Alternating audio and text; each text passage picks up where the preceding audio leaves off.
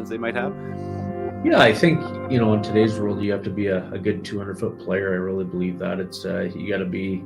Everybody can back check. I always say everybody can play a defense. Everybody can work hard. Those are buy-in things for me. Not everybody can make that backdoor saucer pass, but everybody can do the foundation of the game and perform at a high level. And that's kind of the kids we're looking for. I think a lot of times,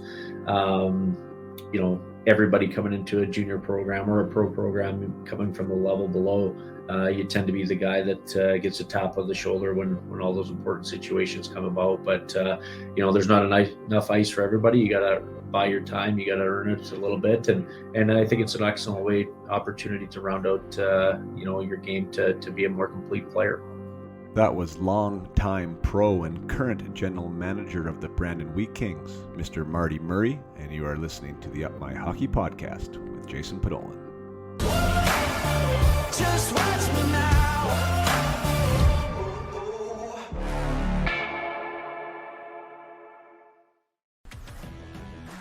Welcome to Up My Hockey with Jason Podolin, where we deconstruct the NHL journey, discuss what it takes to make it, and have a few laughs along the way. I'm your host, Jason Podolin, a 31st overall draft pick who played 41 NHL games, but thought he was destined for 1,000. Learn from my story and those of my guests. This is a hockey podcast about reaching your potential. Hey there, welcome back to the Up My Hockey Podcast with Jason Podolin. I am Jason Podolin, your host, and you are here for episode number 90. And today we have on none other than Marty Murray. Marty Murray was a junior phenom in the WHL back in the early 90s for the Brandon Wheat Kings. As we talk about in the discussion, he was what was called a 3-spot prospect. So before the days of the Bantam draft, you were able to put a player on your protected list, if you were a WHL team, the day he turned 13 years old. But when he turned 13 years old, that spot was worth 3 players on your list. So you had a 50-player protected list. That included all the players on your current team, and most teams would carry over 20 players. So then that meant that you would have around 30 spots or so, a little less, 25 usually, of prospects. So for a team to take a 13-year-old, it was quite rare because it ate into your prospect list. But Marty was one of those players. He was traded in the Brandon or the Trevor Kidd deal, which brought a Memorial Cup to Spokane, and he went on to be the absolute, centerpiece of that Brandon organization for the next 4 years. He was a 4th-round pick to the Calgary Flames, and went on to play 261 NHL games with 4 different teams. He played with Calgary. He played with the Philadelphia Flyers. He played with the Carolina Hurricanes and also with the LA Kings. He went overseas. He played in Austria. He played in Switzerland. He played in Germany. He played in the AHL and the minors quite extensively. He played in a lot of places. And one thing about Marty was anywhere he went, he produced. He was essentially a point-a-game plus guy everywhere. I guess except the NHL. The NHL, he had 2 real good seasons, though, in the roles in the ice time that he was allotted. He had 12 goals and 11 goals with the Flyers in 70 games and almost 30 points in both of those seasons. So quite accomplished in and of himself at that level as well. And as I say in the interview, and I say at the end, Marty just was one of these guys that he was easy to be around. He was a good human being, and his teammates loved him. And that's true everywhere he went. You will have a hard time finding somebody, if you could find somebody, that has something bad to say about Marty Murray. And that's the thing with these players that play as long as Marty did, who played for as many teams as he did, and now is back in hockey as a coach for a while, as a GM as a while in the States, and now as a GM in the WHL, is a testament to his character and what type of person he is. Smart hockey man. He was an incredible hockey player, like super smart. I say early on in the interview here that one of the worst parts about that trade for me personally was that I lost the opportunity to play for him because, like I said, he was a 3-spot prospect, as was I for Spokane, and I think Spokane had ideas of him and I playing together for 2 or 3 years, and that would have been a heck of a lot of fun because boy did he see the ice and boy did he love to pass. and I was somebody who loved to shoot. So I think we would have worked out pretty well together. But yeah, Marty, we talk about a lot of good stuff here. We talk about his role as a GM now, what he's up to, how he's building that organization. We talk a lot about his own personal journey on this call.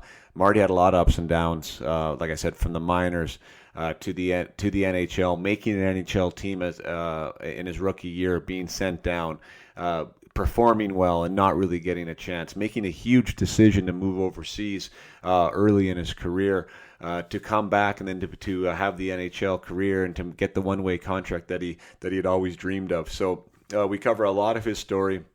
We cover a lot of his, some of his challenges and some of his celebrations, and I think this is going to be a conversation that you really enjoy. I know it's one that I enjoyed, and yeah, with when somebody plays in as many places as he did, and was as successful as he did, there's obviously a lot of lessons there. So I look forward to following Marty as the new GM of the Brandon Wheat Kings. I know he's worn that hat before in different leagues, and it'll be great for him to get back to his WHL roots and add to that. The tradition there of what the Weekends have brought for a long time, and you are going to be blessed with his insight here for the next hour and 20 minutes. So thanks again for being here. I really appreciate all of you who are choosing to listen. We're getting back into a pretty good habit here of adding a podcast, a new episode out every week. I'm going to try and continue to do that here until the Christmas break, so we can get you in some good listening habits and keep producing some good content. So thanks again for choosing to download Up My Hockey. I know there's a lot of choices out there, and let's get you to the interview with Marty Murray.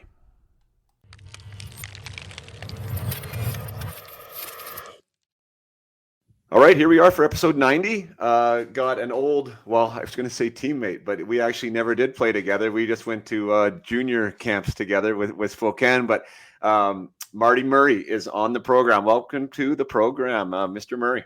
Thanks for having me, Bob. It's a pleasure to be here. No problem. That's actually interesting because I just clued into that, ironically, that we never played together. So maybe that's where we should start. Yeah. With you being a Spokane Chief and, what you thought was going to be a future Spokane Chief, and I was going to be a Spokane Chief, and we were both on the protected list, and I'll have that be your lead-in. What happens next? Yeah, no, I was pretty excited about Spokane. I think that you obviously got a taste of it firsthand playing there, but for me, being on the list and going out and meeting the Brett family and Brian Maxwell was coach at the time, and a lot of excitement with the organization with Pat Falloon and Ray Whitney and all those guys around there. And, I thought I was going to be a Spokane Chief. And, I was a 15-year-old playing AAA midget in Manitoba, and my rights were traded to the Brandon Wheat Kings. I was involved in the Trevor Kidd trade. So I think a trade that worked out for both sides. Kidder went there and helped Spokane win a Memorial Cup, and I was able to get back to my home province and play for 4 years with the Wheat Kings. So it was quite a wild ride, but I did think at one time there was no doubt I was going to be a Spokane Chief and play with you. Like a huge blockbuster at the time. I mean, like as far as trades go, that was you were a 3-player list too, correct? I think we were the last. Our 75 birth year was the last year of the listed players, and I think the 76 was the first year of the Bantam draft. So yeah, I think I was a 3-year list guy or a 3-man 3-spotter, I guess they called it back in the day. At 13. At 13, I think I was listed, and no Kelly and Spelty there were good buddies, and I think it was an opportunity for both sides. Brandon was kind of in a rebuilding stage, and Spokane had the opportunity to make a real run at it with some of the horses they had there. So I think it worked out pretty good for both sides. Yeah, I mean that was wild, and actually, I mean you're almost 100% right, but just because I was the 76th birth year, like 1 year following you, or no, 2 years. Are you 74 or 75? It's 75. Yeah, so 1 year behind you. I was also listed at 13, and then when they did switch to the Bantam draft, there was 3 of us. So the first year of 75, there's actually quite a few guys at that point because they had a couple of years to list players, right? So quite a bit of that draft had already been spoken for. And then in my WHL draft year, there was myself, Travis Clayton, and Jeff Friesen that were 13-year-olds listed. So we were that would make like sense. the next year. So the 77 draft was the first full draft that everyone was eligible for. That makes sense. So you and I were both 3 spotters, which is interesting. And maybe even we'll wind up behind there, because I know some of my audience here is hockey parents, and they're coming up through the ranks, and they have maybe Pee-wees or Adams kind of there. Were you, I assume, and I guess it's fairly obvious, being a list at 13, that you were racking it up pretty good there as a minor hockey league player. Were you always one of the best, or the best in your team, or you're even in your province for that matter? I think I was a typical, I guess a player that would be listed as a 3-spotter. I think I had quite a bit of success. I grew up in small town Manitoba, so I'm sure it was a little harder for, scouts in our area to gauge kids where they're at. It was kind of hit or miss who you're playing against. So I'm sure now that I have my scouting GM hat on, it's one of the things you always ask yourself is, what's competition like? So I think that would probably be fair to say in my world where I grew up in is, sometimes you play a game where very competitive, and sometimes it would be, probably 15-2. So that was probably a little bit of a challenge, but I was thankful I grew up where I did. It's like in my hometown had 28 people in it, and I was always able to play with my own age group and then the age group above. And then ultimately I got to play AAA midget when I was a first-year bantam. So I thought that was a real crucial step in my development. And, back then, sometimes things like that happen, and it's obviously changed quite a bit. And but I'm glad I grew up in the area I did, and had a lot of great memories. So.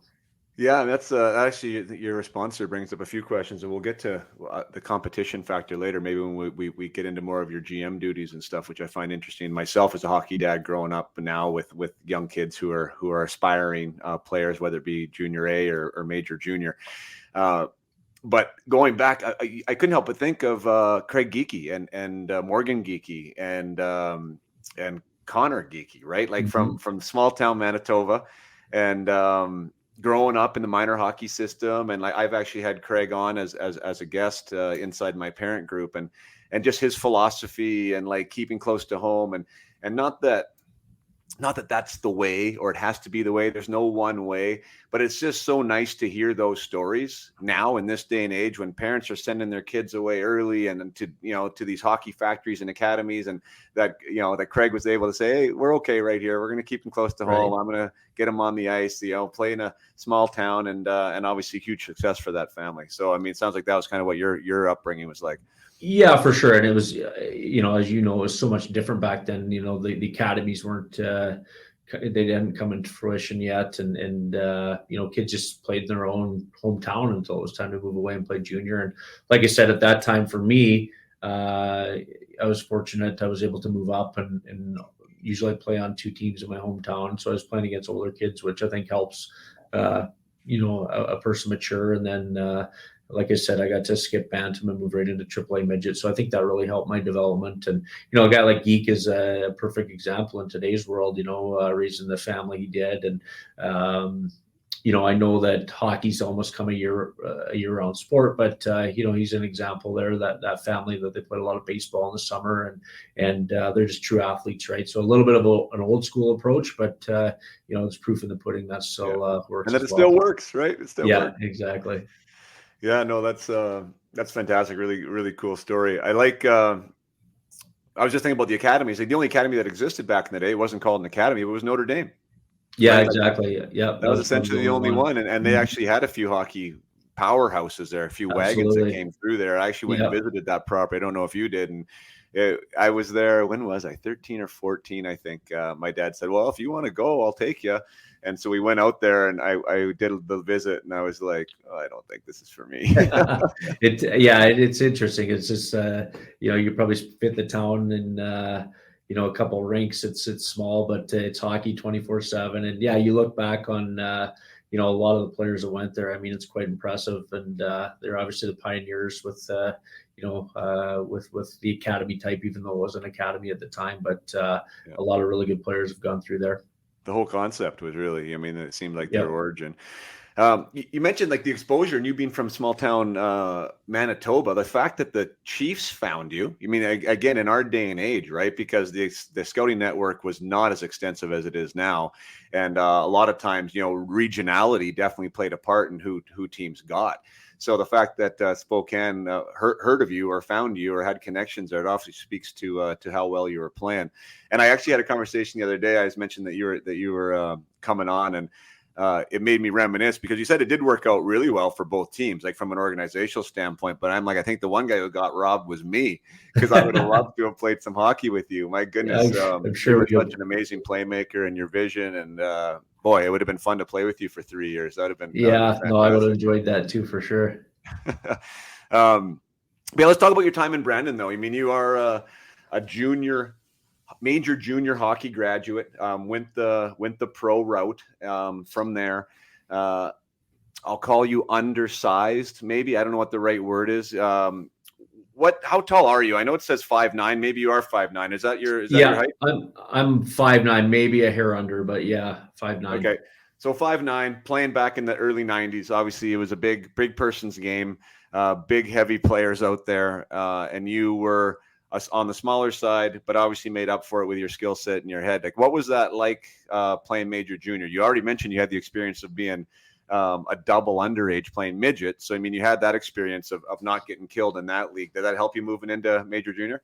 It did, but it's still a huge transition, right? I mean, you lived it 2 years, 16, and all of a sudden you're going from playing against kids to 19-year-old men that are first-round NHL picks. So it was definitely an eye-opener.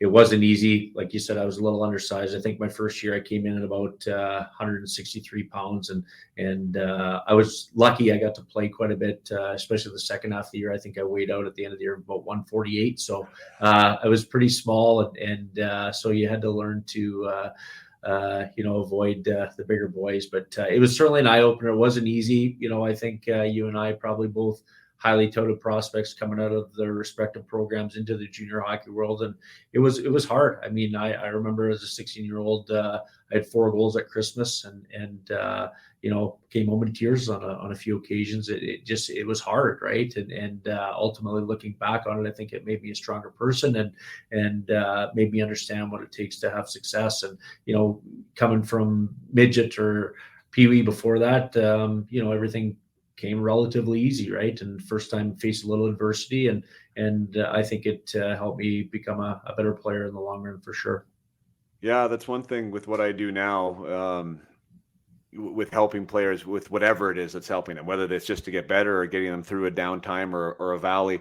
The adversity is often like the shining light looking back on the career, right? Like if you do get through it, if you manage to weather the storm and get through it, you usually come out on the other side a stronger, more experienced player, right? So your story there, 4 goals at Christmas. I had Jerome Aguinalon, a product of the powerhouse Kamloops Blazers organization. Mm-hmm. And obviously we all know the career Jerome had, a future Hall of Famer. He couldn't get into hockey games, right? He couldn't get into hockey games. And when he did, he said he wouldn't play until the second or third period, depending on the score.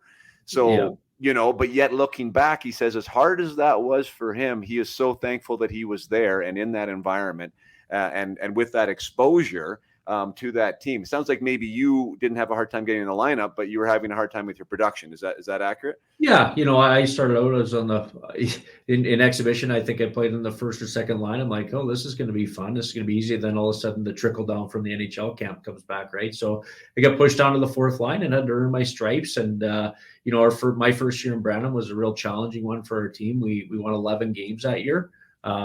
Certainly in a big rebuilding time for the Brandon Wheat Kings, and Kelly McCrimmon was at the helm there, and Kelly throughout the season decided to really have a change of the guard. We traded away a lot of our older players and went with youth in the second half. So I was unfortunately we weren't winning very many hockey games, but at the same time, for a personal development standpoint, it allowed me to get quite a few minutes nightly in the Western Hockey League in the second half of the year, and I think that really helped kind of speed up the development process for me. Yeah. So I see on your on your rap sheet here, 20 goals as a 16-year-old. So that obviously 75% of those or so came after the Christmas break. What was the message, or was there a message, whether it was an internal one you said to yourself or from your family or your support network? Like, how do you, we talk about getting through it, right? And the adversity was there and we have the tears, but a lot of times we miss that part of the story of like, well, what happened? Mhm. How did you get through it? Do you remember any terminal point in that scenario that helped you make it through? Yeah, I do. I think for me, I went away at Christmas to play for some Team Canada stuff with Team Western. And, you go back to you're playing with your peers again, kids the same age, a lot of 16-year-olds, coming out. And for me, I think that allowed me to kind of get my confidence back. And I remember I played in that tournament over Christmas and I came back and I scored the first goal after Christmas. And to me, that was just kind of a weight off the shoulders, and everything, got a little easier after that. And obviously, playing a little more, we kind of had the change of the guard where we went with the youth movement in the second half of my rookie season. So, played in a line with Bobby House, who came over in the Trevor Kidd trade as well. Hauser had an absolute rocket, and, I was a passer, so we had some good chemistry there. Mike Manilik was our other winger, and we just developed some chemistry there where we played together every night for the second half of the season, and, played power play. It was certainly trying, but we got that experience, and I think, definitely paved the way for all three of us. That's fantastic.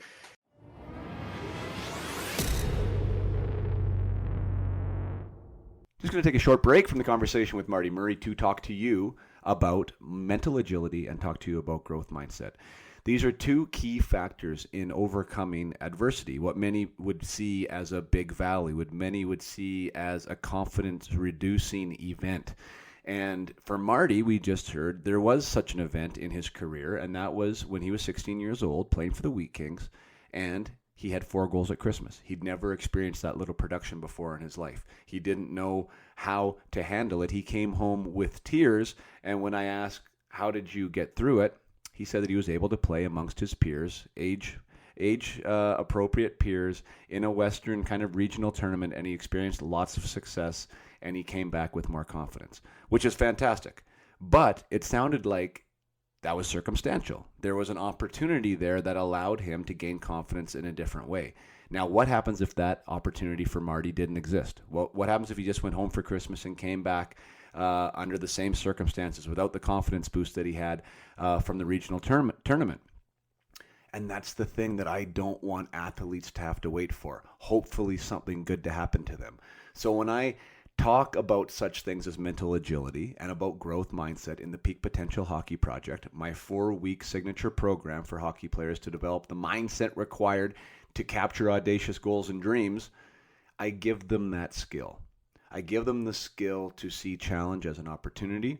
I give them the skill to pivot their thoughts so they can change the meaning of the story, to keep confidence high, to give a new meaning to what's happening around them, and to also thrive, not get into these slumps.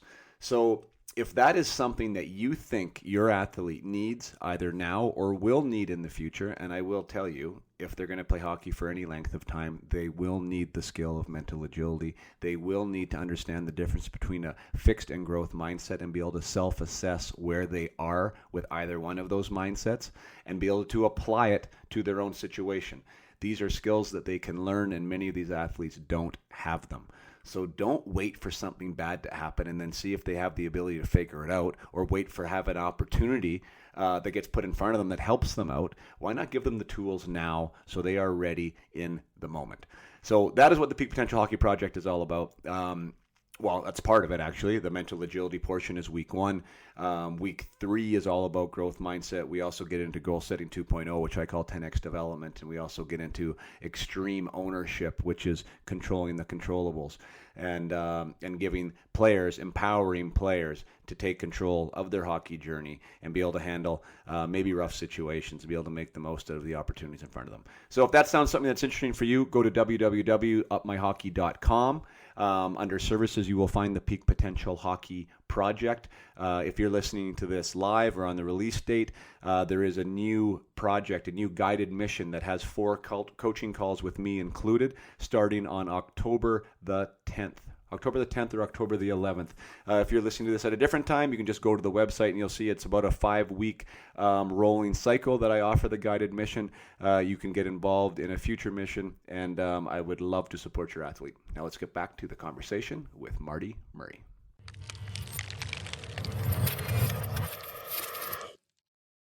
Yeah, I kind of remember a bit of a similar story. I mean, I was a third liner for the most part, usually not fourth line in my 16-year-old year, and was having success, I guess, but not like big success. And then Scott Townsend broke his jaw with like 20 games left in the season, and I got moved up a slot. So I moved up a slot to the second line, got to play power play, and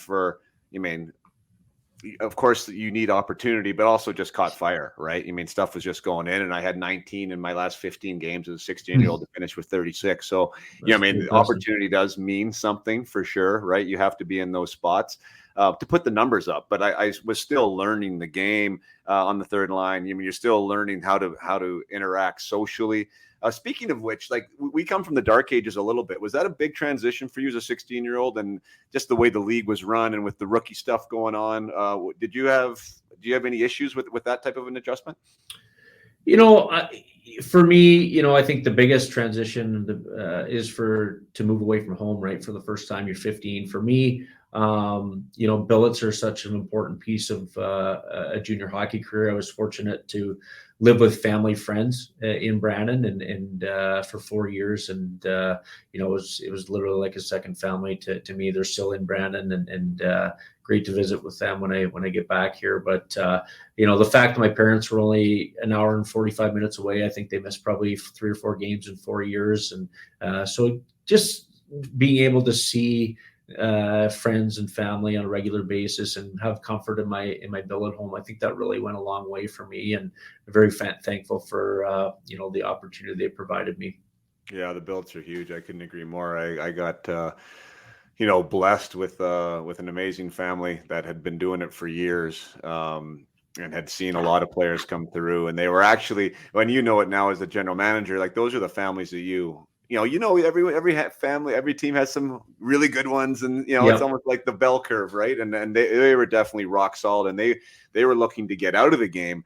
And I came up that 1 year as like, I guess, as a 15-year-old after I turned 16, and came for the playoffs. So they asked if I could come with them, probably knowing full well that they're gonna create a relationship and a bond with me, and they decided to stick around, and they had me for 4 years after that. So I talked to Dick and Sue still from time to time, and like you said, massively impactful scenario, and it can really make or break a junior career if you're in the wrong spot. I know it's something that you guys look at very carefully when you're picking who gets to do that. Absolutely. And on top of that, I think that kind of a funny story goes full circle for me is that my little billet brother now heads the marketing department and brand department for the Brandon Wheat Kings. So I do see him on a regular basis here in the offices and stuff. So it's kind of funny how it's come full circle from, playing knee hockey with him in the basement as a 10-year-old and me being 17 or 18 to now kind of working together. So it's kind of fun to see some familiar faces on a daily basis. Oh, that is wild. That's super cool. And just getting back to the rookie aspect of things, like I think what I see now with the junior teams that I work with, and even at the pro level, like there's much less segregation, and there's almost zero, whatever you would call it, hazing, I guess. And I think, that's the culture, obviously, that people are now recognizing as a high performance culture, right? That you can't feel like you're on the outside trying to get in. There are different ways that you can earn your experience and earn your stripes other than ostracizing somebody or making them feel uncomfortable, right? And that's one of the things I think is hockey culture has been taking a bit of a bash in certain circles lately, but I think that's a massive, that's a bright spot, I think, for what I see in the game right now. Yeah. So too, and I was fortunate in my years in Brandon, and where they were good people and I was treated well, and obviously you have your rookie duties and things like that where you're carrying the stick bags and kind of earning your stripes that way. But I was treated very well by the older players here, and you kind of want to continue to do that as you get older. You want to pay it forward, and obviously you can have some good laughs and things like that. But ultimately, at the end of the day, you're a family, and you want everybody to feel comfortable coming to the rink every day. And like I said, I think there's some responsibilities that the young players have where they earn their stripes, but obviously within reason. And I was lucky to be part of that culture here in Brandon, and something I want to continue on now, being on this side of the chair, as we do things right, and everybody's family. Yeah, super important. Like, I remember you said, like, I was the same way. Like, I remember Paxton Schulte was one of the older guys when I was there. Like, just like he taught me how to tie my first tie, and like told me took me under his wing. Jared Bednar, who I've had on the podcast, he was one of the older guys and would be the first guy to invite me to the poker game or whatever. It's just like a lot of good guys, good humans, and I think that does speak. It goes through the organization too, right? Because now when I'm an old guy at 17 or 18 or 19, whatever, right? Like you treat people the right way. And I think that doesn't happen by accident. And usually, if you've had that bad experience, sometimes that does jade you, right? And you feel like that's the norm. So I think we were both grateful to be where we were at. And it was super cool for you because, you guys had a quick turnaround there in Brandon, like being from bottom of the league to one of the top contenders. What was one of your most memorable moments from your time there? Boy, we the first year, like I said, we won 11 games in my 16-year-old year, and I think we set a CHL record at the time to go from 11 wins to 43 or something like that. So we had a real nice turnaround there in year two. And I don't know. I mean, there's so many great memories. Obviously, I think that my last year we won the Eastern Division and met Kamloops in the league final. Kamloops was hosting the Memorial Cup that year.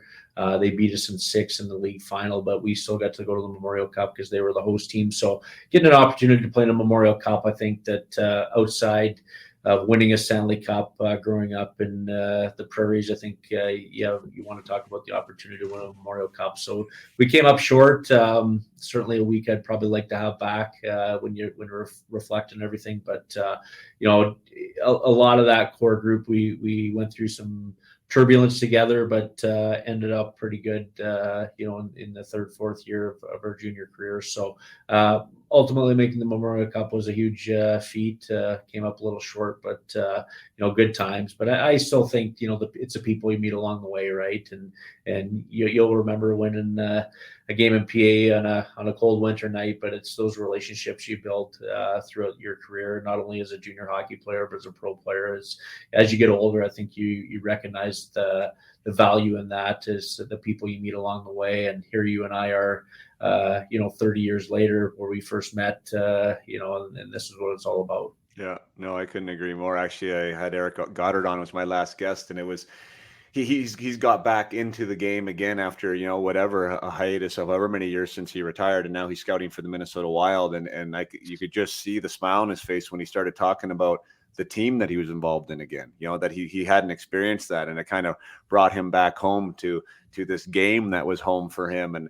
And then I reflected on the fact of just this podcast, like how I get amped up every time, because for the most part, I have on people that I either played with or had some acquaintance to, right? And to reconnect and to establish those old relationships or reestablish them is super awesome. Like, and that's one of the best things, like you said, about it is catching up with guys, and that it's like you never left, right? And it's awesome that the hockey world is like that, because it's so full of good people. And anyways, and I couldn't be more appreciative of you taking the time to come out. No, it's interesting too. When Marty, that year, you said you came close or almost fell short. Did you get to the final that year? We lost in the semifinals to Detroit at the time, the OHL champion, and then Kamloops won in the final. So we were close, and it was a grind that week for sure. And I look back on that was my last year of junior hockey, and I wish I could have had the Memorial Cup back. I didn't probably play the best hockey that I wanted to. I remember that year of, the World Juniors and, playing over 100 games that season. I was absolutely exhausted, but if I could give anything back, looking over my pro career and junior career, would be go back and play the Memorial Cup again. I would like to have another crack at it. But obviously you look up and down the roster of the Kamloops Blazers, they're pretty deep there and a pretty good team. So it was a fun ride for sure. That is nuts to revisit that squad, because obviously when you win the Memorial Cup, you're a good team. Everyone knows that. You get to the finals, you get there, you're a good team. But like, they legitimately had 8 to 10 NHLers, like future NHLers on that team, like, and really good ones too. like Darcy Tucker was a really good junior hockey player, and Nat Domicelli, and obviously Iggy and Shane Doan, and Doan Jason again, Strudwick and Lukovic, Lukovic, and I mean, the list Jason goes on Holland, and on. Yeah, I Nolan mean, Baumgartner. yeah.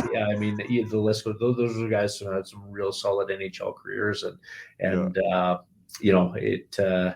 you look back on that lineup for sure, and there's certainly a lot of really good players and good people. And what's neat about their organization too, it's not like they just went out and traded for everybody. I think their team was primarily built from the ground up, and they obviously, I think they won 3 Memorial Cups during my era in junior hockey there. So obviously a dynasty, and a lot of really good players went through that program as well. Was that I get his name? Was it Bob Brown? That was Bob Brown, I think. Yeah, Rob's dad, I think, kind of orchestrated that. And to win 1 Memorial Cup, I think any junior team would, but I think they won 3. Like, Ryan Huska and those guys, I think, won 3 Memorial Cups. So that I don't know if that's something that'll ever be broken. Yeah, that's crazy. And just on your coattails, so after you left and went pro, maybe you remember, maybe you don't. I know once I went pro, it was tough to keep track of what was going on. The world was a little different, but we ended up playing Brandon in the finals again, and Brandon beat us in the finals to go to the Memorial Cup. And that's the one thing. I mean, obviously, it's a great run to win the West and to get to the final, and we had a solid team. And it was personally it was actually the pinnacle of my career. Like, I was playing my best hockey ever in the playoffs there, but just couldn't get it through, Brandon. That's one thing I wish I was able to do, was get to go to a Memorial Cup. But anyways, it's so hard. Like Memorial Cup aside, it's so hard to come out of your conference in the Western Hockey League and ultimately the league. I mean, you're beat to shreds. Most of the series went 7 games, 6 or 7 games, and it's a boxing match for sure, and you're beat up pretty good. By the time the Memorial Cup rolled around, I think everybody's kind of feeling the bumps and bruises and the fatigue a little bit. But it's they always say it's the hardest trophy in hockey to win, and it's hard to argue that. Yeah. Well, think about the travel between that series, whether you're doing Kamloops or Spokane, right? Like, Brandon. Did you guys best Brandon? Or did you guys actually fly? I was just thinking that while I was saying that, and I think we might have split a plane. I think the two teams might have split a plane. I think that's what we did. But it brought me back to that road trip, because for us, we would always go. I think we'd go to the East twice a year, maybe once, and we would end for whatever reason in Brandon, and then we would come home after that game. 26 hours or whatever. And we'd usually stop in Medicine Hat for like breakfast and then continue on. Like, talk about a grind, right? And that's the thing between the WHL and the OHL. It's such a huge difference. It's just how many hours you're on the bus. Yeah, that takes a toll on you for sure. We did the exact same thing. We think we always finished our road trip up in Portland. The same thing. We stopped in Medicine Hat for a shower and a bite to eat, and that was the only stop on the way home. But those are fun times too. I mean, those obviously pre-cell phones and tablets and stuff like that. So we had nothing to do but play cards or watch Slapshot probably 50 times on the throughout a hockey season. So but ultimately, that's how you get to know your teammates, and like I said, you build those relationships that last forever. I think that's a hot topic, and I know that the world is different. For me in our house, it's a hot topic. For like the players that I work with on a private and a group level, it's a topic. But it's the devices, right? And where their place is, whether personally, or whether it's in a group, or whether it's at dinner, or whether it's on the bus or in the dressing room, and dinosaurs like you and I, like what you just talked about is exactly what I remember. Like, I remember some games for sure, but it's the bus trips, and it's the card games, and it's the jokes, and it's the laughs, and it's the sitting beside your buddy, and really getting to know each other on a human level. And I just kind of cry inside when I see these guys like this all the time, the time. It's really all the time, it seems like to me. Mm-hmm. And I just think they're missing a big part of it. Do you have any dogs in that fight? Or do you try and handle that from an organizational level as a GM, or what do you do? The season's so young. We haven't really, nailed it down yet. But I think for us, like in my past junior experience in this era, we always had rules in place, like no cell phones, especially in the locker room, right? And some guys, I get it, they their phone runs their music through their headphones and stuff like that, so I get it. But we just said, hey guys, just be respectful, don't be on your phone texting people or Snapchatting or whatever. If it becomes a problem, then we'll address it. And, I'm fortunate where even our leadership group last year, they put out a little pouch outside the locker room where guys would put their cell phone in prior to entering. So you're never gonna battle that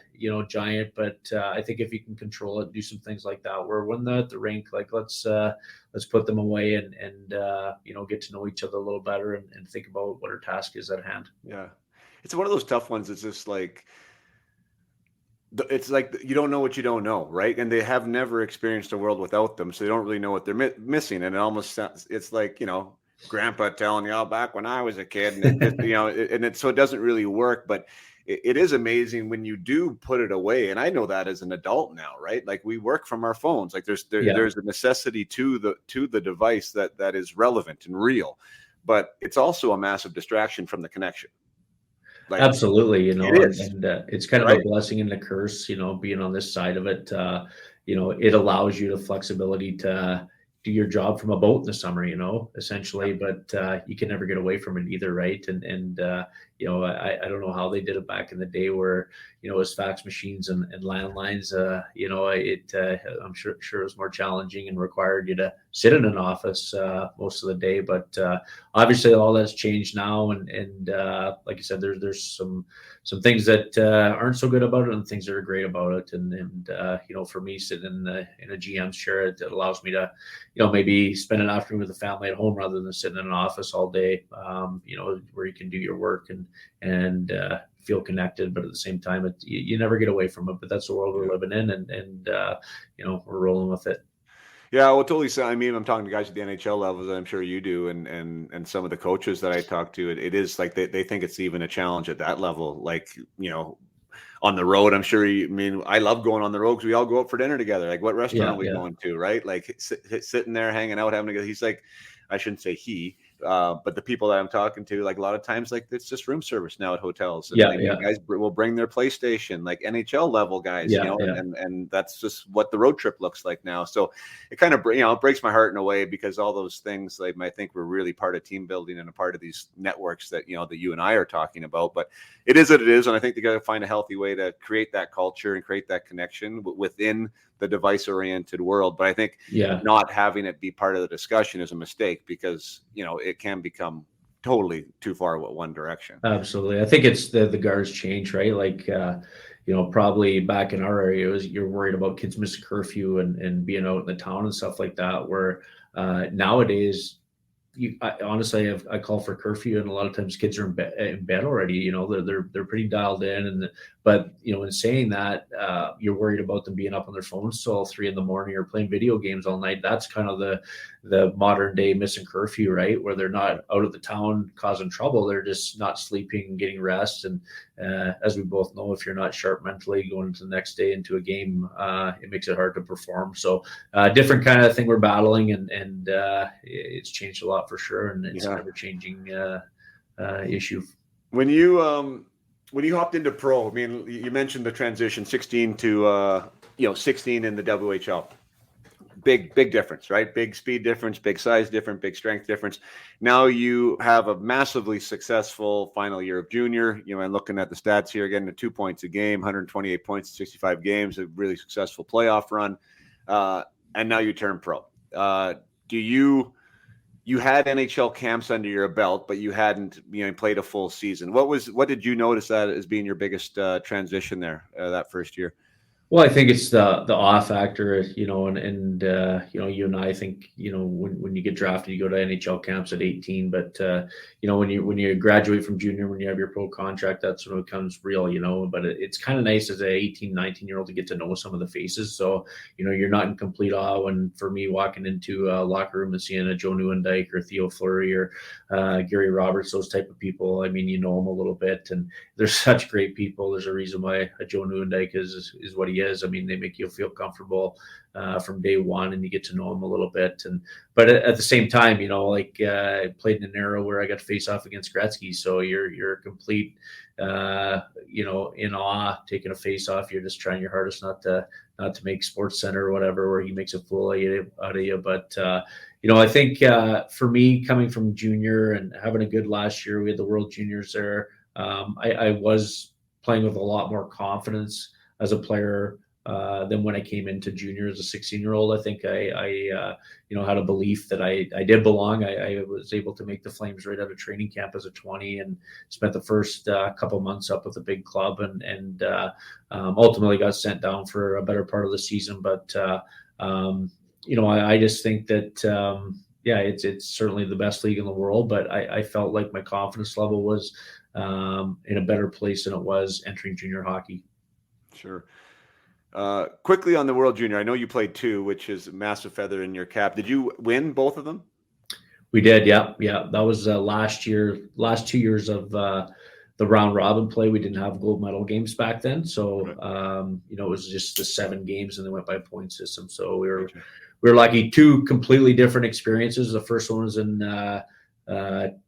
Czech Republic. I think we were ranked 6th in the tournament. We had a lot of guys like the Chris Prongers and Paul Correa's, those type of guys were in the NHL. So we were kind of a little bit of a lunch bucket gang there, representing Canada. And I'll never forget it. Our last game, we were 5-0-1, playing the Swedes that were 6-0, and they just needed a tie to clinch the gold. We needed an outright win. So it was ultimately like a gold medal game, and we were up by 1 with a minute left, and we took a penalty, so they were 6-on-4. They needed to tie it up to get the gold medal, and I'll never forget, it was a seam pass Kenny Johnson made through the seam to a guy, had a backdoor tap in, and Aaron Gavey was one of our penalty killers, and he just stretched out as far as he could, and the puck just tipped the end of his stick, got deflected in the corner. We went down, scored the empty netter. But you talk about being a game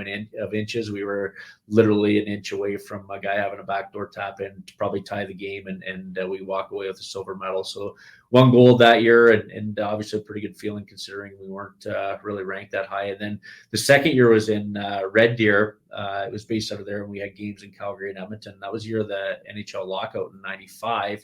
So we had a lot of guys that had played a full year of NHL hockey under their belt, like the Alexander Daggs and Todd Harveys and those type of guys. And, completely opposite. We were favored. If we didn't win the gold medal, it would have been a disaster. I think it was the first year where they kind of incorporated the NHL arenas. So playing in front of, 17, 18,000 people in the Edmonton Coliseum or the Saddle Dome was a real cool experience. And, we were able to get the gold again.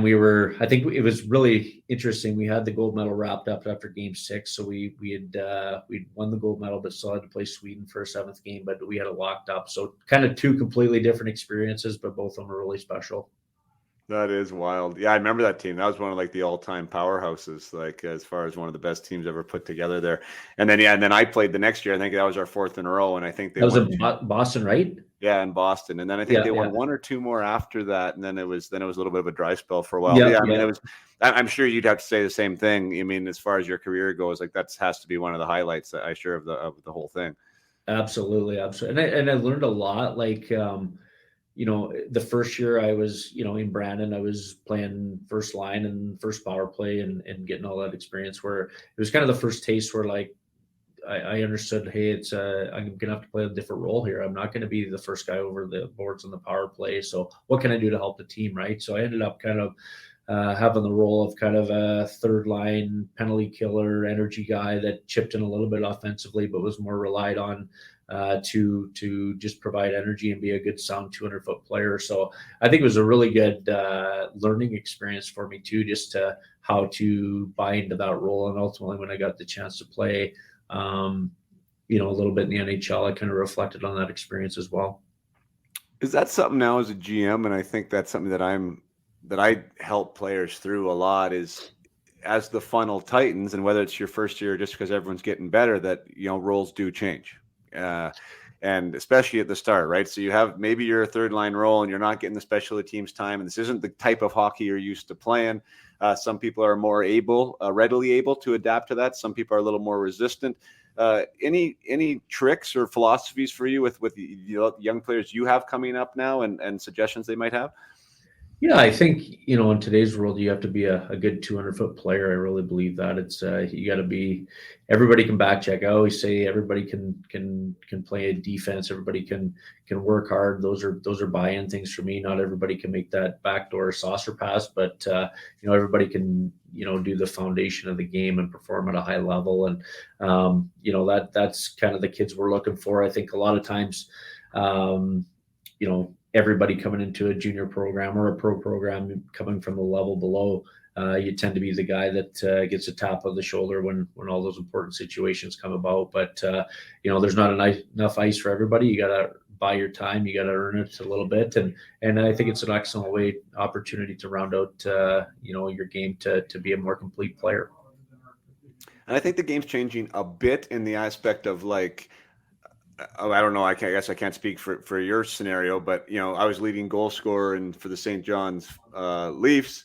But when I got called up, I was never in a first line role to be the goal scorer there. I was in a third or fourth line role a lot of the times and expected to go out and crash and bang. Now, NHL teams, it does seem like there's more placement, at least with some organizations. They'll bring up a third line guy for a third line role and vice versa. But I always talk to the players now about, the ability to adapt and the ability to be versatile. I mean, it's a massive skill component because then you can be anything almost, right? And you're not a one-trick pony. So if there's any value in it, like that, it would be the value, I would say, is learn to be good at as many things as you can if you love this game as much as you say you do, because it's going to give you a longer shelf life. Absolutely, no question about it. I think, you look back on your own career, and for me, that was kind of a real turning point for myself. I think that coming out of junior, regarded as a scorer, but it's hard. You're not going to get in there and bump a Joe Nieuwendyk kind of a top six role, or so you got to find ways to adapt. And for me, ended up going down to the minors for a few years, and it wasn't until I was about 25, 26 when I realized a couple things. I always felt like when I played with Calgary, in that kind of bottom six role, I just kept it safe, and I chipped the puck off the glass and just tried not to get score on, and almost be a clock killer is what I call it, right? Where you're not really doing anything bad, but you're not really bringing much to the table. And for me, kind of went through that my first few years, and wasn't working, and I got called up to Philly after a couple year stint in Europe, and I said to myself, you know what, I'm gonna play my game. I'm going to do my thing that's always given me success, and the worst thing you can do is send me down. So I just went there with another level of confidence, and tried to make plays that maybe 3 years prior in Calgary I would have chipped the puck, and it worked out. I tried to walk that line of not being a turnover machine, but played to my strengths too, right? And I think for me, looking back at that, really helped me out. I think that was the first time I probably had the opportunity to play wing, and you touched on it with the versatility, where the coach has confidence to put you in every situation. I think can only benefit a player like myself or yourself that's trying to carve their way into an NHL career, right? And for me, that was kind of the turning point that I felt, is when I learned to play another position, both left wing, right wing, and you almost become a little bit of a Swiss Army knife. And if your coach can trust you, you put out in a lot of situations and find yourself getting rewarded with more opportunity. Wow, I love that. I love everything about what you just said there. The whole idea of like almost recreating your approach to the game, right? And how you're going to deliver it, and boy, is that a powerful choice, right? How are you going to show up, and what is it that you want to accomplish? Terrific stuff. I want to talk. I just want to rewind a bit, because you made the Calgary Flames in your first year pro out of camp, played however many games, 15 games or so, and then got sent down and almost kind of became a minor leaguer. Like how was the obviously euphoria coming out of camp, I would assume, seeing your jersey and your name on the stall, and then like you said, a month or two later, you're not there anymore. Like talk about that demotion and how that was like for you moving down to the AHL. Yeah, I mean, it was just part of the process, right? And you often wonder, how it would have worked if maybe I did start in the American Hockey League and kind of got my feet wet at the pro level, and then do I become an NHL player quicker? That's hard to say, right? But it was a different path for sure. Calgary's a situation where they had I think a couple guys sitting out due to contract disputes, and there's a hole for me to go in and try to make the hockey team, and had a pretty good camp, and I started off pretty well, actually. I was putting up a few points and producing a little bit, and playing with confidence, and then you know how it is, they end up signing a guy, and all of a sudden the opportunities are less and less, and for a 20-year-old it's pretty rare to not play in the American Hockey League. So I went down there, and it's a good league too. I mean, as you know, it's not an easy league, and a lot of really good players, a lot of veteran players that have been around a long time, and it's playing for keeps, right? People are playing for paychecks and to put food on the table for their families. So it was kind of an eye opener too. And you don't really know a lot about the American Hockey League before you get down there, but it's a battle, and at times could be even harder than the NHL. Yeah, in some ways. You mentioned part of the process, you said, and you said that was, just the way it was. You are a humble, grateful guy. Anyone that knows you, talks about you, there's not a bad thing to say. But was that really the emotion going through? Like when you got sent down, like there was no resentment, there was no that I think I should be there. Like, were you really at peace with that decision and being in the American League? Well, I think you're always disappointed, right? And I don't think I was bitter at anybody. I think you ask yourself, what could I have done different? And but as far as I got it. I looked at a lot of graduating players from junior hockey and where they were at. A lot of them went to the American Hockey League. So I took it as hey, this is I got to go down and prove myself. I got to try to be the best player on the ice in the American Hockey League and get that opportunity to get up again. And it wasn't easy. There was certainly some up and downs. I think I plugged away at about a point a game in the American Hockey League. But, the hard part is, and you probably lived it too, where, those people that drafted you and maybe they move on to another organization and a new regime comes in where, they kind of look at bringing their own guys in, right? So I kind of felt like with Calgary when I was like 22, kind of lost in the shuffle a little bit where, I was a young kid, but that had played a couple years pro, where now the fresh guys were coming in, and I kind of got lost in the shuffle. And if you look at my wild, hockey DB path, I went over to Europe when I was 23 for a couple of years, just because I felt like I was kind of labeled a little bit of minor leaguer with Calgary at the time, and thought, Andy Murray was a guy that helped me move over to Europe, and I tried that for a couple of years, and had a wild career path, to say the least.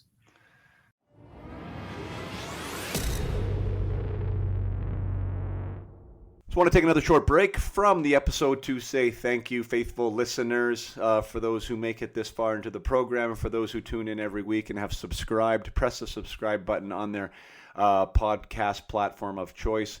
I value you. The podcast values you. And for those of you who've even gone the extra mile to write a review on iTunes, if you're listening on an Apple device, it honestly only takes, well, what does it take? Less than 5 minutes, probably more like 2 minutes. To give a 5-star review and write a sentence about what it is you like about it. That helps the algorithms. That's gets it in more people's search engines automatically, and obviously that helps get the message out to more players, so it can help more players. So as you know, I do not make a dime from this podcast. This isn't about a revenue generator for me. This is about getting the message out. It is a place where I can promote my own products. But as far as this being a podcast to pay the bills, that's not what it is. It's for as many people as can possibly listen to it that will find value from it. And I need the help of you, the people who are already listening, to share it with others so they can hear the message. So thank you for being here. Thank you for staying with me. We're at episode 90. Can't wait till we get to 100 triple digits. It's going to be fun. And yeah, the future looks bright. So thanks again. And let's get back to the podcast with Marty Murray.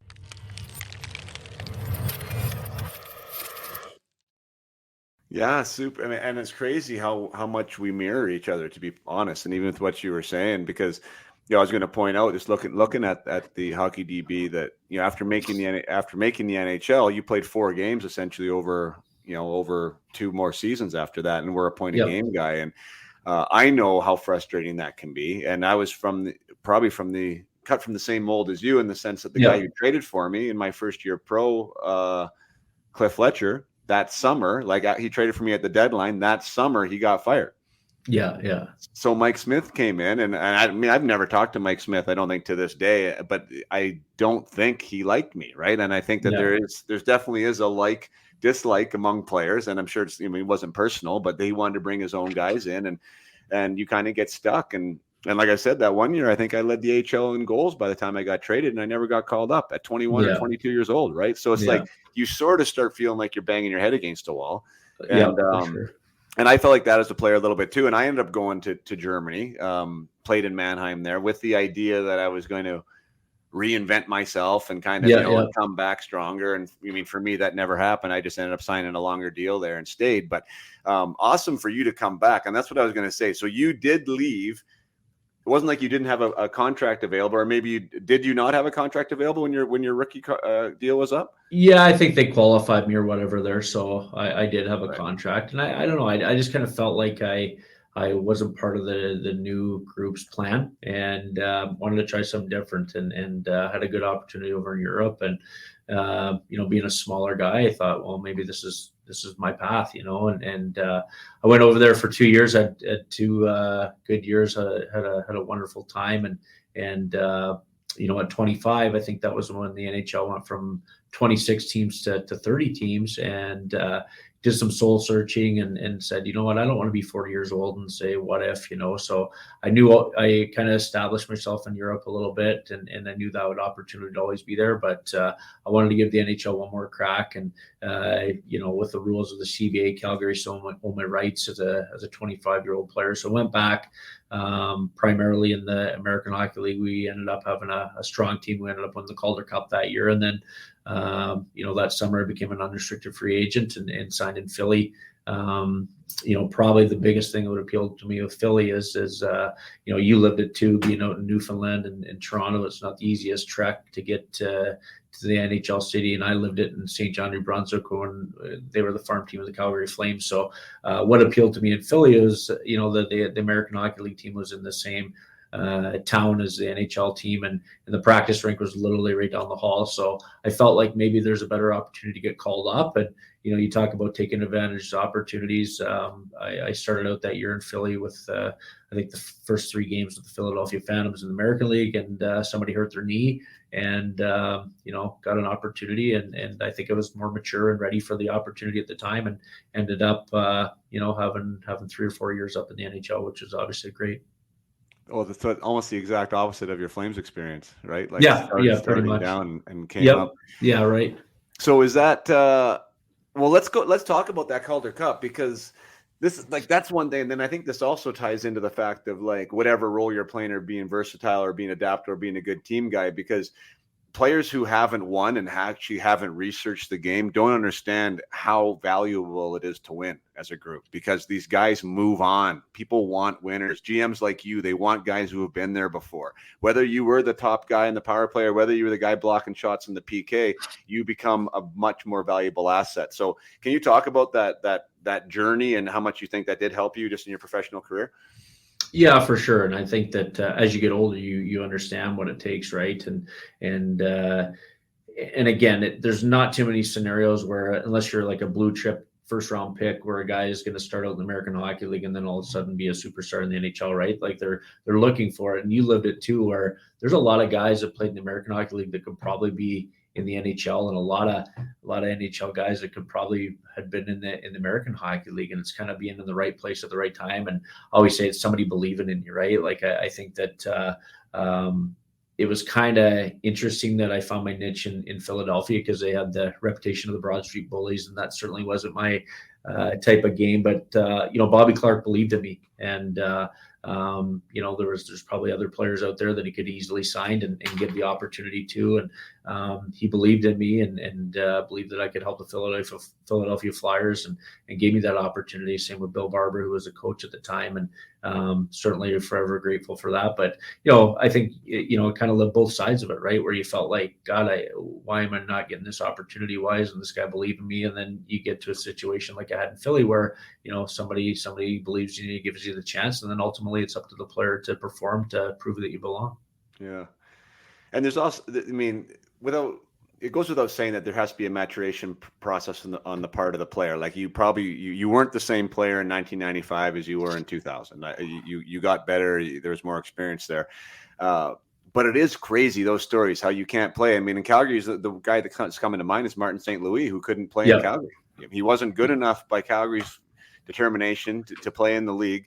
Yet he was a point a game guy down there for them with the St. John's Flames. But yet he lands somewhere else. Somebody believes in him. Someone gives him belief in himself, and then he becomes a Hart Trophy winner and a Hall of Famer. Like, I just love stories like that because you're right. I mean, that's the power. And I know I'm going off on a tangent now, but that's the power of a coach or even a GM who does want to invest in his people, right? Like to give them that belief, because it is such a game changer for the individual in that dressing room to know that, this guy values me, whatever the word is you want to intersect there, but it gives you a sense of purpose. It gives you a sense of place and confidence. You can become the player that, you want to become. I think there's lots of power to see that, to say that. And we see it time and time again. Yeah, no question. It, sometimes it's right under your nose. And, I think that, whether it's your player on the management front, the grass isn't always greener, right? If you really look, there's some opportunity there within.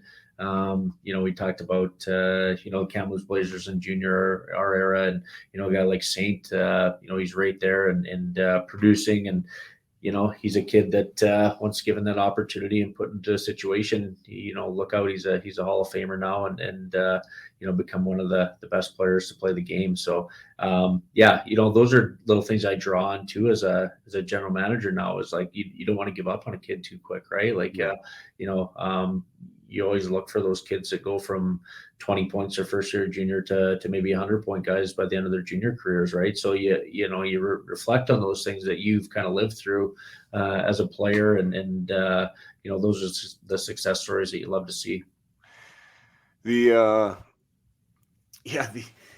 As far as I mean, that's also why trades though sometimes are required, and that's why sometimes they're giving you life, right? Because sometimes there's just not a fit for whatever reason, right? Something doesn't work, and it could be the best of intentions on both sides, but for some reason it doesn't work, and then this player finds new life in some other organization, and all of a sudden things flourish. And I think that's a pretty cool part of our game too. And you're always looking for those diamonds in the rough. And I know there's people, organizations, NHL level for sure, that have scouts out looking all the time of like, maybe this guy could be better for us. Maybe this guy is being overlooked, in his role capacity. Absolutely. So that's pretty fun. With the Flyers, then, did you have a two-way deal then? So my first year I signed a 1-year two-way contract, and then played 60 straight games or whatever in that year, and then I got my first one-way contract at the age of 26 for a 3-year deal. So that was a pretty special day. It makes you realize that all the work had paid off, and for me, just it felt nice to have a little security for once and have a longer term contract. And we bought our first house in Philly, and so that was kind of the first place I kind of felt like home, and was, like I said, really thankful for the opportunity the Flyers gave me, because that to come to the rink every day and be around the Mark Recchies and the John LeClairs, the Keith Primos, the Roneks, the Montes, Desjardins, you almost had to pinch yourself. Those were some pretty heavyweight teams back then, and there was a year there where I thought we had a real chance to win a Stanley Cup, which is obviously everybody's dream, and we didn't get it done. But boy, just being around that locker room and seeing how those guys handle their daily business was very, very good for me, even at 26, 27 years old, to understand what it takes day in, day out to be a pro. It's kind of interesting, and I don't think I've asked this question before, but so you were a Calgary Flame, a Philadelphia Flyer, a LA King, and a Carolina Hurricane. And being that being a player in those markets is a completely different experience. Like what could you compare and contrast? Maybe like where was like what was the biggest deal? Was it being a Flame or was it being a Flyer? I assume those two would be the higher profile spots. Yeah, I mean, both like real great hockey markets, right? And diehard, passionate fans. I think for me, I always cherish my Flyer days. I think that was the first time where I was able to be out for an extended period of time and play. I played for the Flyers for 2 full seasons, and so really appreciated what the city had to offer. They're a very demanding fan base, but at the same time, if you give it all you got, they like you a lot, and that's what I tried to do every night and find my niche there. And like I said, I think that's where I really grew into a player about in regard to learning a different role, a different position, and a lot of times I get thrown up on the left wing with I remember Simon Gagne got hurt for a little bit, and I was able to play with Ronak and Amante for 14 straight games, and boy, that was fun, and able to have a little success offensively. And I knew when Gags came back that I would probably be sent back to the fourth line. But I think it was a good thing for me to prove myself that hey, if need be, I can step in there and not be Simon Gagne, but at the same time I can provide a role here and help out and chip in when I could. Yeah, good for you. Did you get the? I guess. Well, the good thing about being in Philadelphia, like I said, is it's easy call up. But I assume you were renting there as a Phantom, and then did you ever get the shoulder tap to say, "Hey, go get a place"? Because you already had a place, right? Yeah, exactly. So my wife and I always joke. I think we had the worst accommodations in the NHL at the time. We went to Philly and we said, you know what, let's save some money. We just built a place back in Manitoba. So we said, let's save some money this year. So we rented this little crappy 1-bedroom apartment with a futon and a TV and a bed. That's all about there was. I think we had a Rubbermaid to keep all our clothes in. So we were living kind of with the bare necessities, and then got called up and we're like, oh my God, I think we have the worst living arrangement in the NHL. So it was part of the journey. And we lived that first year. And when I signed my extension, we went on to buy a house for the first time. And I think we were there 1 year to the day and got traded to Carolina. So, it's life in pro hockey, but that was a pretty special day when we were able to sign the 3-year extension and buy a house and have a place to call our own for sure. Yeah, that's fantastic. Isn't it like the contrast? I mean, you don't know it unless you've ever done it. But like from being an AHLer to being an NHLer, and it's like one phone call away, or for you is like a walk across the street, essentially. Like it's so hard to describe, right? Like it's pizza on the bus to shrimp on the plane. It's like it's completely different worlds, and it's just one phone call that essentially changes your life. It's pretty remarkable, and I don't think to explain it, we wouldn't probably do it justice. But as a player, I think you become so much more grateful when you've experienced that AHL system, right? And then you get to that NHL mark, and it's like, wow, this is pretty cool. Yeah, no question. When you get that phone call or you're called into the coach's office in the American Hockey League and tell you you're going up top, that's a pretty good feeling. And obviously we lived in a world without the cell phones and Twitter and stuff like that. So I know we probably got on the line with our parents to share the good news, and I just remember the excitement and not being able to sleep the night before and just kind of running off adrenaline.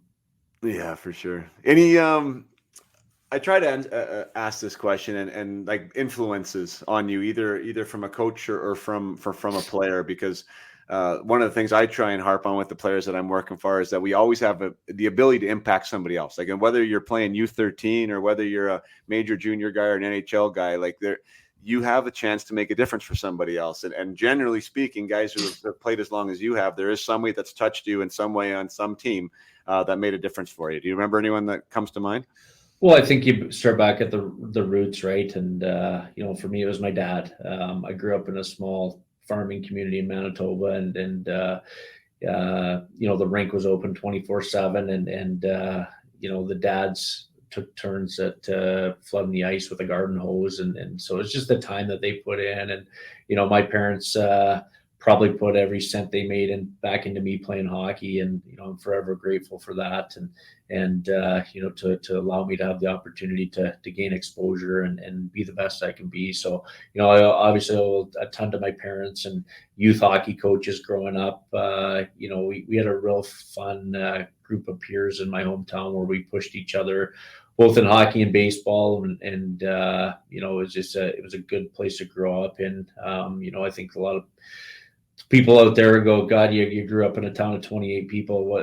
How could that be enjoyable? But for me, I wouldn't trade it for the world. We played hockey for 7 months during the winter, and then baseball for 4 or 5 months in the summer, and I would trade it for the world. So my growing up where I grew up, was an interesting place, but certainly something I think that paved the way for me. And then you go through your junior days, lots of people influence you. Bobby Lowe's was our coach here for 3 years. Kelly McCrimmon, who made the Brandon Wheat Kings what they are today, and somebody. I'm sitting in the GM chair that he had once. Somebody that I really idolize was another a guy that I can say had an influence on me, just not only as a player but as a person off the ice too.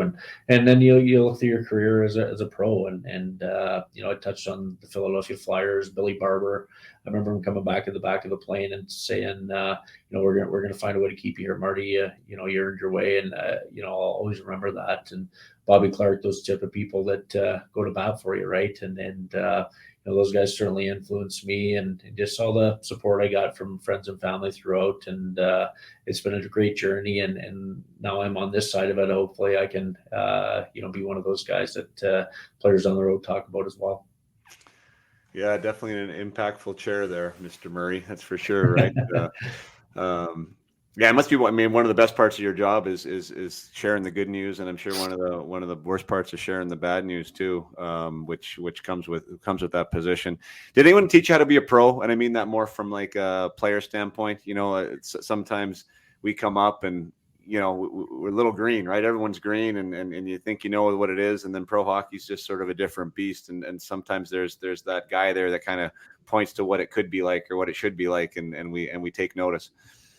Yeah, I think one person, and it's kind of funny, it's full circle here, that really made an impact on me was James Patrick. He was a defenseman with Calgary at the time when I first broke into the league, and I was 20, and he was probably in his mid-30s and played over 1,000 games. And we went out to Calgary to train one summer. I lived with him at his house, and really, first time I kind of saw the buy-in on conditioning and eating right and things like that. And James was a guy that I kind of really, he opened up my eyes. And now full circle, he's the head coach of the Winnipeg Ice here in the Western Hockey League. So just being down the road from Brandon, we see each other a little bit. So it's nice to reconnect to him and with him. And I think there's ultimately a ton of guys along the way that certainly leave their mark on you, and I was grateful to play with a lot of great players and great people as well. Yeah, I've heard nothing but great things about James. So he's a great coach and a good human. Josh Green, who I was roommates with in pro one year, was assistant with him last year, and couldn't say enough good things about just being with him and around him and learning from him. So I could believe that you as a player and seeing him in his playing days was the same, or you knew what absolutely. Well, we're in, and we haven't talked about the NAHL or the WHL, and we haven't talked about competition. So I mean, we should get this thing going. But I do want to talk about that. So you're now in the captain's chair of a WHL franchise. You have WHL roots as a player, but with marriage and with being where you were post hockey, you ended up being around the USHL and the NAHL. Talk briefly about your experience there, and then I do want to get into comparing the routes and comparing the leagues, if you will, and your experience with both of them. Yeah, when I was retired from playing, we were living in Minot, North Dakota. My wife's from just outside of there, so just kind of figuring out the next phase of my life after playing, like a lot of us do.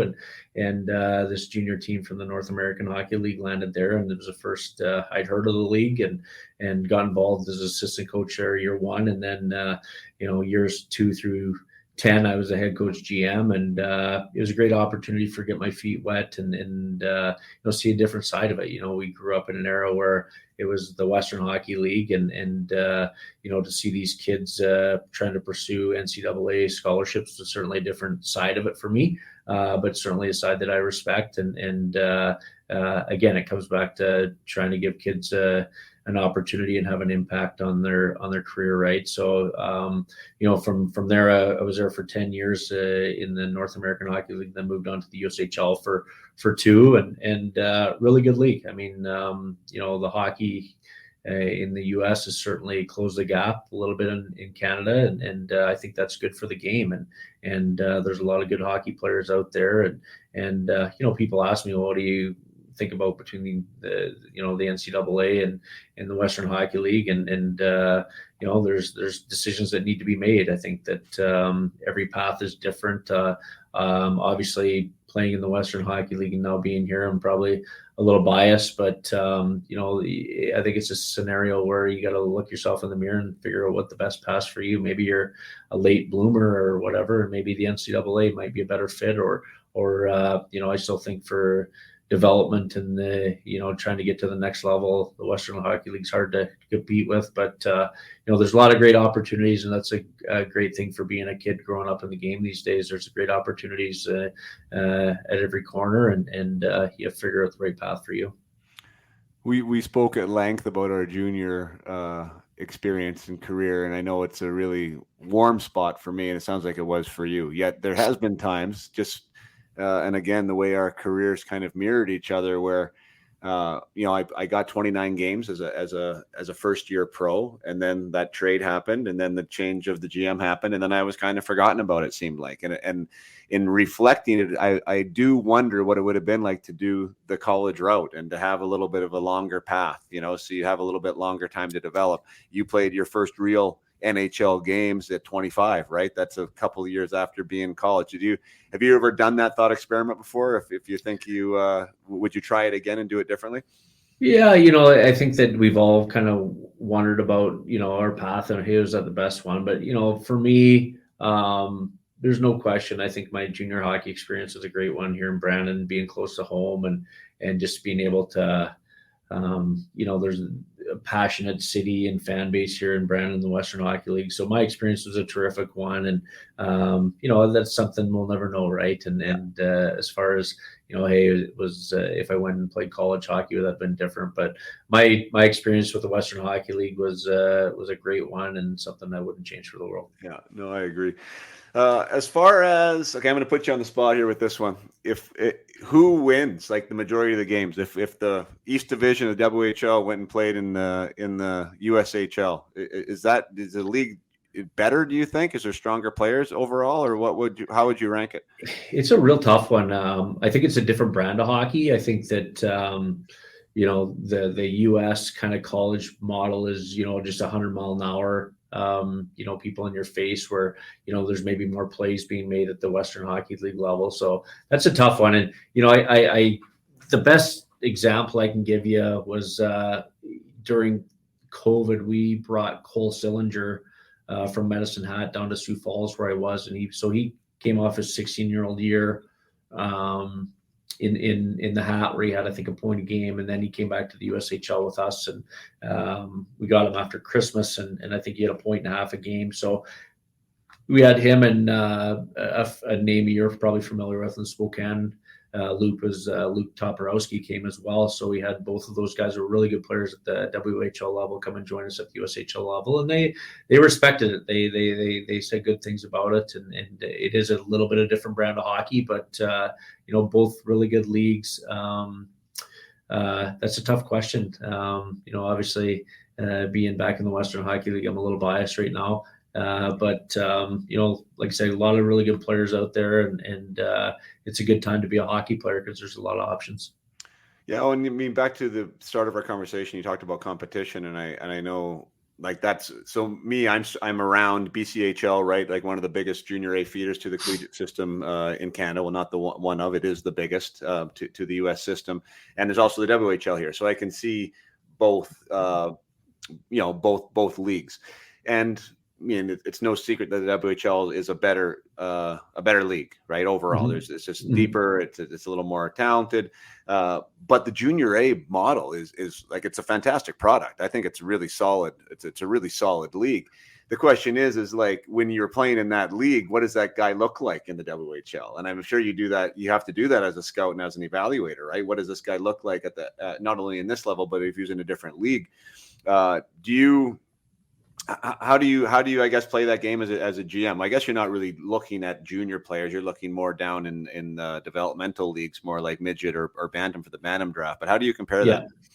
Yeah, no, you said it best. We're probably looking at kids a little younger. I think that, we probably have one kid on our roster right now that was, come out of like a junior A league, came out of Saskatchewan. So, most of those kids we identify at the Western Hockey League level when they're bantams. Right now we're watching 08 kids, which is a whole new world for me. They're just, little boys yet, but that's what we're watching. And,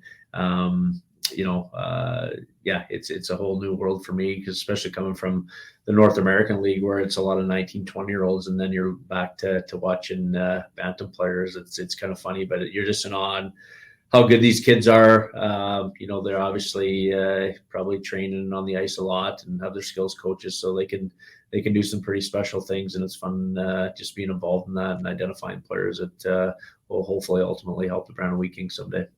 With that system and with the whole scouting process, one, I want to ask you a quick question about the WHL draft and the age. But first, about where you are actually looking, or how your scouts look. It seems out west, at least the CSSHL is the most widely scouted league, I believe, because of that word you said, competition. I think there's probably the deepest amount of competition there. For me, it hurts a little bit because, it's taking away from the AAA product, and people are leaving home quicker, and, parents are having to spend more money, and it makes the game more expensive, et cetera, et cetera, et cetera. But that is essentially where people are watching out here. In the West, in the East, I believe it's a bit different. Like, there's a little stronger minor hockey model in Saskatchewan, I think. But where are you guys watching out there? Yeah, all over the place. We Chris Moulton's based out of Fernie, BC. He's my right-hand man here and has been a godsend to me as far as learning the ropes here and having the experience. He was a GM in Spokane, actually, or assistant GM in Spokane before he came and joined the Wheat Kings. So he's located in Fernie. We have, scouts in BC, Alberta, Saskatchewan, Manitoba, and we're looking everywhere. And obviously, I think the academies and such get a lot of the attention, but there's still those kids that that are playing AAA midget in Saskatchewan or Manitoba or what have you that turn out to be really good players. And we talked about it earlier with the geekies. It's you don't have to move away and go spend a lot of money to have your kids get that exposure. I think there's opportunities, and everybody has enough representation in their organization that if they're good enough, they'll find you. And this might be completely wrong, but is Hudson Kibblewhite one of your draft picks? Who's that? Sorry, Hudson Kibblewhite? No, we don't have him. Okay, I thought he was out. I'm still on our list, but yeah, he was a Vernon product that played for Rink last year. At the top level, and I thought that he got drafted by someone. Well, he did get drafted by someone out east, but I guess it wasn't you guys. What do you think about the 15-year-old draft? I thought with COVID switching last year and like having to have the two drafts in 1 year, which I'm sure you're super thankful you didn't have to participate in, because one is hard enough. But it just seemed like, why not join the Q? Why not join the O and shift it to a first-year midget draft? You get an extra year. It allows families some time to breathe, one more year to breathe. Allows you guys one more year to allow these kids to mature, right? It's a little easier to speculate what type of player they're going to be at the 16, 17-year-old level. But that's my bias. Do you think it's good to have the Bantam draft, or would you rather see it as a midget draft? I think that, it's hard, when you're identifying 15-year-olds, sometimes that it's hard, right? Like sometimes the kids are as big as they're going to be at 13 or 14 or 15, and they don't grow again, right? And there's times where we have a kid in our team this year, Roger McQueen, we drafted at, he's 5'7", and right now he's 6'5" as a 16-year-old. And I think we hit the lottery there. So he's going to be a really good one. So it can, there's a lot of different ways it can go. Right. But I think, in the world that we're living in, where there's that competition, for the Bantam draft, it makes sense to try to get on those high profile kids as quickly as we can and get them under our umbrella and ultimately be real good players for us down the road. So I know, just talking with our group, with the 2 drafts back to back there because of COVID was an absolute nightmare, because not only is there 2 drafts, a lot of times you couldn't get out to the rink to watch them with their own eyes, right? So I know it was a very stressful time for scouting staff, and like you said, I'm probably fortunate I wasn't around for that. It would have been a tough one for sure. It'd be easy to do do an autopsy on those 2 drafts in the coming years, just to see if there were any more or less successful or whatever. Because I would have just assumed that there would be more mistakes, because you can't see everybody, right? And you don't get many eyes on them and stuff. So yeah, for sure. We're lucky we live in the world we do with having video being accessible, but at the same time, there's nothing like seeing kids live with your own eyes, right? So I'm sure everybody tried to get through it as best they could, but it certainly wasn't an ideal situation, but got through it. And I know we're happy with our guys, and excited about, like I said, I'm surrounded by a lot of good people here. We have a good foundation in place, and looking forward to continuing to grow that. With you in the GM chair, just from a scouting standpoint, when I've Kenny Holland, I've had a couple of guys at the higher levels too. Like, they want to have eyes on the first couple picks themselves, and then they seem like they'll hand off that responsibility to their scouting staff for different picks. Do you like to get out in the rinks yourself and watch these guys? Is that something that you want to do? Yeah, I've been out to quite a few games in the Manitoba area right now, and obviously it's just a part of where we draw from. But I think it's important to get to know the players that we could potentially be drafting. And I think I'm relatively new with the organization and the scouting staff here, but everybody's on the same page, I think, as far as the type of player we want here representing our hockey team, and have a lot of experience under our belt. My assistant coach from my Brandon days is one of our head scouts here, and somebody I can lean on that's in the office almost daily. And so, like I said, I walked into a situation where it's running in the right direction, and hopefully we can continue to do that here as we move forward. Awesome. That's one last question, because I know there's a lot of parents out there, and it's an epidemic, I think, and it was probably even an epidemic when we were playing. But it's like this: the exposure with the goals and assists and the production that everyone is so point hungry, and they feel that they have to be the leading scorer on the team to get recognized. I understand talent and production is part of the game. It always has been. It always will be. Usually, high profile players are putting up big points. Is that the end all and be all for the Brandon Wheat Kings, or are you trying to identify players that can obviously grow within the organization, but that can maybe play a little different brand or fill a little different role for your team? Well, I think that, it goes back to, I think a learning point for me is the World Juniors again, and everybody that's invited to that camp is probably the highest scoring player on their team, but there's also those guys that need to fulfill roles too. And, we have Connor Bedard coming into Brandon tomorrow night. So, who are we going to play against them, right? So those guys, and it's a little bit of a lost art, were those defensive defensemen that can play a shutdown type of role, or a center that you can trust to put in a situation to go head to head against a player like that. Those guys can't be forgotten about. They're still very important pieces of the success of a hockey club. They might not, make the score sheet, but they're very important pieces. So obviously the easiest thing to do is to go on Elite Prospects and look at goals and assists, right? But, there's a lot of players that go into making a team very successful. And we as a staff, as an organization, want to make sure that we turn over all the stones and see if we can't get some of those diamonds in the rough that can provide a role that's ultimately as important as a goal scorer. Yeah. Well, I think that's actually a great position that you just said there, like a D-man. So, you mentioned the World Junior, right? So you can be the leading scorer for Brandon, go to World Junior, maybe not be the first power play guy, and you have to fill a different role, even though you are a point production guy. When it comes to a defenseman, a stay-at-home defenseman, I would say it's less likely that, the guy running the PP and rushing the puck up the ice is going to turn into a guy who's just a puck mover that loves to defend. That's not a glamorous position, but it is a very, very necessary position. Like, is that somebody that would maybe be a later round pick for you guys because you know you need him and you identify him for who he is? Or are you trying to transition players who were offensive into these different roles?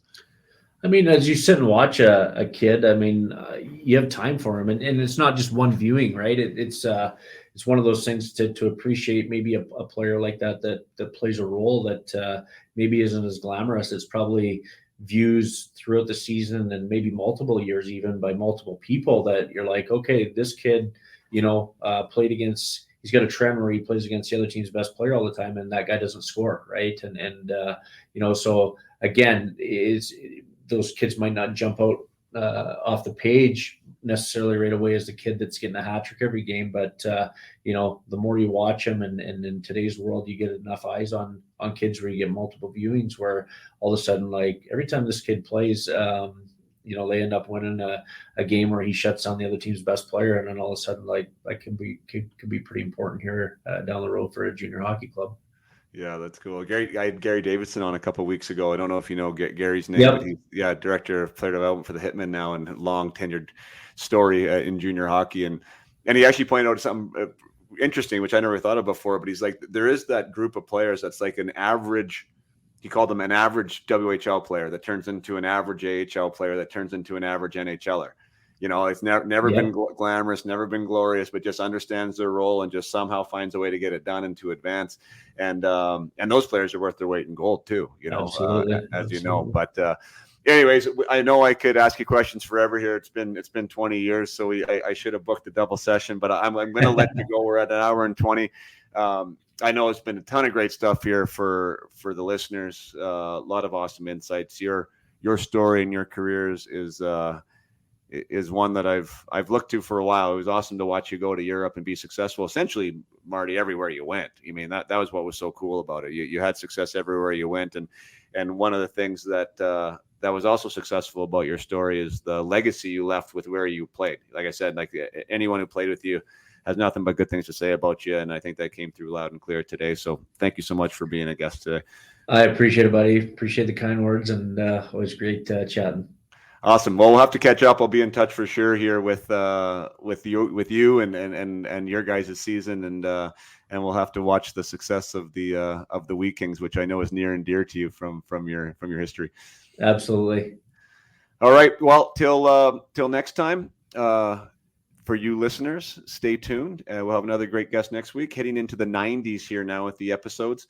Until then, we'll talk to you later.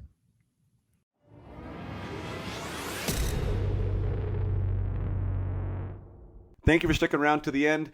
Thank you, Marty, if you're listening to this. Really appreciate your time, as always, with all my guests, for them to take time out of their busy days to spend time with us here and to share their wisdom, to share their lessons, to share their insights. It makes us all better. So, Marty, thank you so much for doing that.